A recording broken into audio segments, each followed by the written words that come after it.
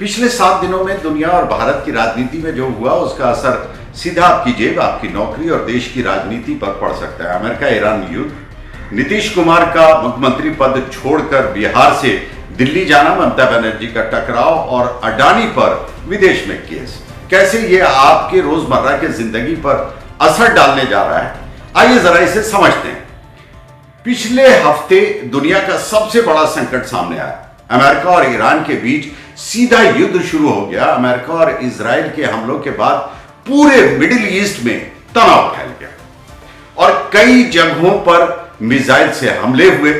इस संघर्ष में हजारों लोग प्रभावित हुए और दुनिया को डर है कि यह युद्ध और न फैल जाए। लेकिन सवाल यह है कि इसका हमारी और आपकी जिंदगी से क्या लेना देना है। दरअसल भारत का लगभग आधा तेल इसी क्षेत्र से आता है। अगर यह युद्ध लंबा चला तो तेल की कीमतें बढ़ सकती हैं और इसका सीधा असर यानी भारत की अर्थव्यवस्था और पेट्रोल डीजल की कीमतों पर पड़ सकता है।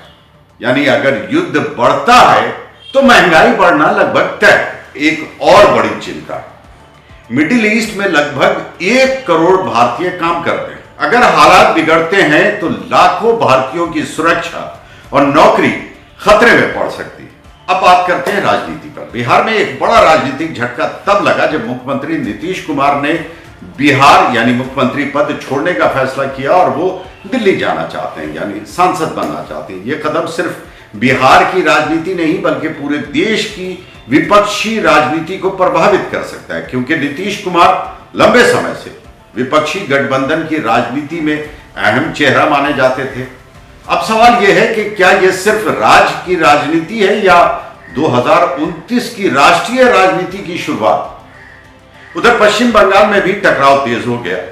मुख्यमंत्री ममता बनर्जी ने केंद्र सरकार की नीतियों के खिलाफ खुला विरोध शुरू कर दिया है और लगातार राजनीतिक लड़ाई तेज करती जा रही है। विशेषज्ञों का मानना है कि यह संघर्ष आने वाले चुनाव में बड़ा मुद्दा बन सकता है और इसका असर सिर्फ बंगाल ही नहीं पूरे देश की राजनीति पर पड़ सकता है। अब बात करते हैं देश के सबसे बड़े उद्योगपति समूह में से एक अडानी ग्रुप की। विदेशों में अडानी से जुड़े मामलों को लेकर जांच और सवाल लगातार उठ रहे हैं, जिसकी वजह से कंपनी के शेयर और निवेश को लेकर चर्चा बढ़ गई।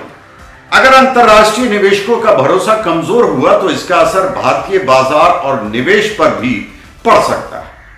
और इन सब के बीच सबसे बड़ा सवाल यह है कि प्रधानमंत्री नरेंद्र मोदी की रणनीति क्या होगी। क्या भारत अमेरिका के साथ खुलकर खड़ा होगा या संतुलन की नीति जारी रखेगा, क्योंकि आज की दुनिया में हर फैसला सिर्फ राजनीति नहीं, अर्थव्यवस्था, तेल की कीमत और आम आदमी की जिंदगी से जुड़ा है और उसी को नजर में रखते हुए तय किया जाता है। तो पिछले 7 दिनों की इन घटनाओं से एक बात साफ है कि दुनिया तेजी से बदल रही है और भारत उस बदलाव के बीच खड़ा।